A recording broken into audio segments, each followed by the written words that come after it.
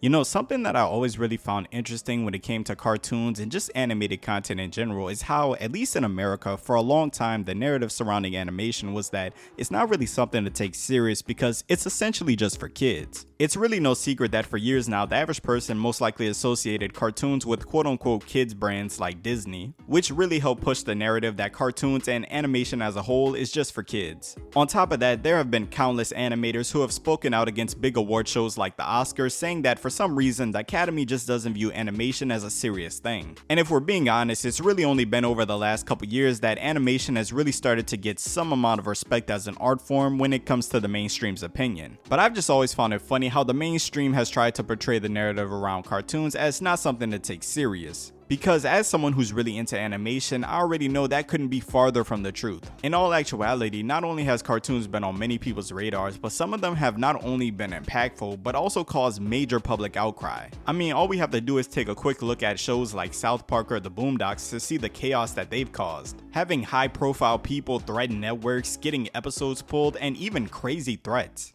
Like, chill bro, I thought this was just a silly cartoon. Yeah, it's pretty clear that there's a long history of cartoons getting under the skin of people and being quote-unquote controversial. And while I named some obvious ones earlier, one show that you probably wouldn't expect this from is actually Regular Show. Now look, if you've seen Regular Show as like an adult, you might not know this, but Regular Show was actually pretty controversial when it first started airing. This show aired on Cartoon Network for kids. I mean, I was 8 years old watching the first episode, but everything about this show was really young adult coded. From the obvious beer references to the sexual innuendos. I mean, this show is literally the first one in Cartoon Network history to borderline curse on screen. No, don't. It's too late. Come on, dude, don't. It's already in motion. Well, put it out of motion. You pissed me off.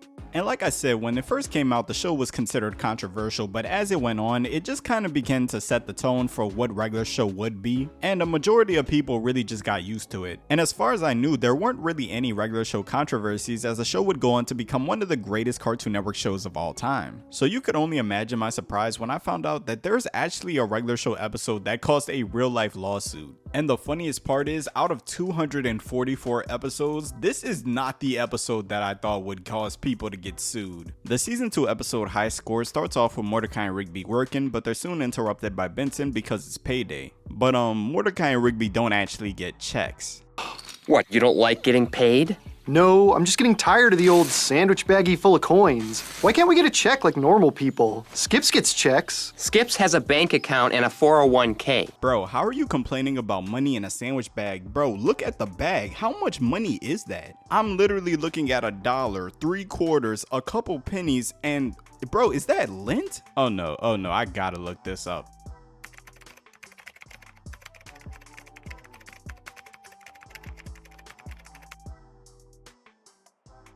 55 cents an hour? Yeah, me and Benson would have had a whole different conversation. Mordecai then tells Benson that getting their money in a plastic bag is degrading and asks if there's a more respectable way that they can receive their payments. To which Benson just drives off in their face. And you know, can we really blame Benson? At this point in the story, Mordecai and Rigby aren't the most respectable characters. Fast forward in the episode and the boys are talking about how Benson doesn't respect them, and almost immediately after saying that, the two get disrespected by 2 kids who knock them over riding their skateboards. Fast forward to the coffee shop and the two are trying to figure out how they can get people to respect them. That's when Mordecai says that people only respect people who are good at stuff, which to be fair isn't wrong. The two then notice a huge crowd in the corner of the shop, and Margaret tells the boys that the owner put in an arcade machine to keep people around and 2 boys have been killing it all day. That's when Mordecai and Rigby notice that it's the same 2 kids that knocked them over earlier. And after getting into an argument with them, Mordecai decides that he's going to teach the 2 some respect by beating them at the game.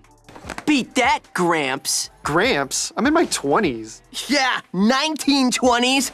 Mordecai then actually does so bad that he actually gets negative points, which, you know, how is that even a thing? And then the part that really confused me is, I thought Mordecai and Rigby were like heavy gamers. Like, how are either one of them bad at any game? But after seeing all the respect that the 2 kids got for being good at the game, Mordecai decides that him and Rigby are gonna work non-stop to learn the game until they get all the respect that they deserve. The two then begin to start training and actually figure out how to score score consistently high points by having Mordecai work the joystick and having Rigby mash the buttons. And they eventually get so good that a guy in the shop notices them and challenges them to a game. And after Mordecai and Rigby beat them, he actually invites them to come hang out, giving them his card, which is the first step to respect that our boys wanted. The two of them then get a call from Benson saying that he needs them to come back to the park and clean the bathrooms. We deserve more respect than this, Benson. Maybe when you realize that, we'll come back to work. Rigby, Mordecai!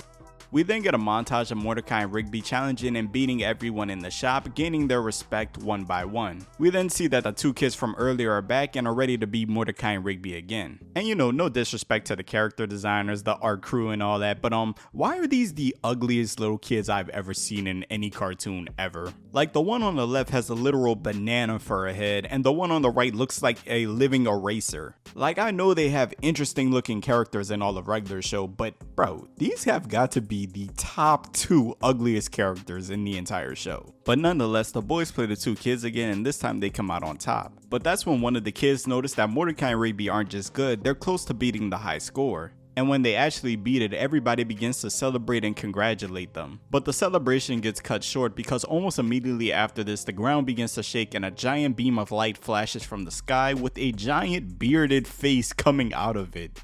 GBF! Yeah, I'm GBF alright. But it stands for Garrett Bobby Ferguson, not Giant Bearded Face. We then find out that Garrett Bobby Ferguson's record wasn't just a high score, it was actually the universe record. And then a bunch of people in the shop come up and stroke this man's bearded face. This was an insane amount of glaze. But Mordecai then challenges Garrett Bobby Ferguson to one game for the record and for all the respect. The game then starts, and even though it's competitive, it becomes very clear that Mordecai and Rigby are going to win. That's when Garrett Bobby Ferguson begins to start crying, begging Mordecai and Rigby to let him win. He says that the universe record is all he has, and he's played the game so much that it even made his wife leave him. Eventually, Mordecai and Rigby decide to throw the game, believing that it's the right thing to do. But almost immediately after they do this, Garrett Bobby Ferguson reveals that he was just lying and that he never had a wife and that this game is really just a hobby to him. But Mordecai and Rigby are not only able to make Garrett Bobby Ferguson mess up on his turn, but also use their next turn to take the universe record for themselves. And almost immediately after losing, Garrett Bobby Ferguson blows up, so I guess this was more than a hobby to him. We then see that Benson showed up to the coffee shop and actually took heart to what Mordecai and Rigby said.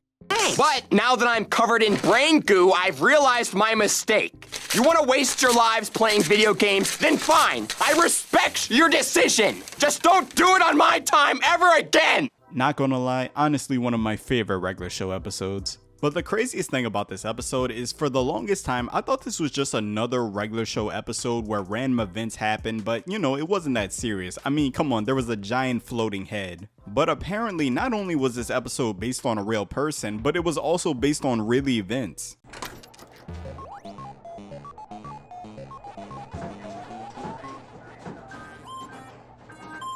I'm Billy Mitchell, video game player of the century. I did the world's first perfect score on Pac-Man, 3,333,360. Ooh, it's exhausting to just say it.